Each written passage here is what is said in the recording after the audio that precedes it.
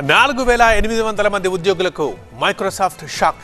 మెటాకి మరో 3 రోజుల గడువు. ఎలాంటి న్యూస్ 30 సెకండ్స్లో చూసేద్దాం. టెక్ దిగ్గజం మైక్రోసాఫ్ట్ సంస్థ భారీ లేఆఫ్లు ప్రకటించింది. తమ సంస్థలో 4800 మంది ఉద్యోగుల్ని తొలగించనుంది. ఆ కంపెనీ ప్రపంచవ్యాప్త ఉద్యోగుల్లో 2.1%. ఏఐ పెట్టుబడులు, వ్యయ నియంత్రణపై మరింతగా దృష్టి సారిస్తుండటంతో సిబ్బందిని తగ్గించుకునేలా చర్యలు చేపట్టినట్టు తెలుస్తోంది. అమెజాన్, మెటా కూడా ఏడాది వేలాది ఉద్యోగాల కోత ప్రకటించాయి. ఏడాది పెద్ద టెక్నాలజీ కంపెనీల ఏఐ పెట్టుబడులు $700 బిలియన్ మించవచ్చని నిపుణులు అంచనా వేస్తున్నారు. రానున్న రోజుల్లో ఉద్యోగాల కోత ఉండొచ్చంటూ మే నెలలోనే మైక్రోసాఫ్ట్ సంకేతాలు ఇచ్చింది.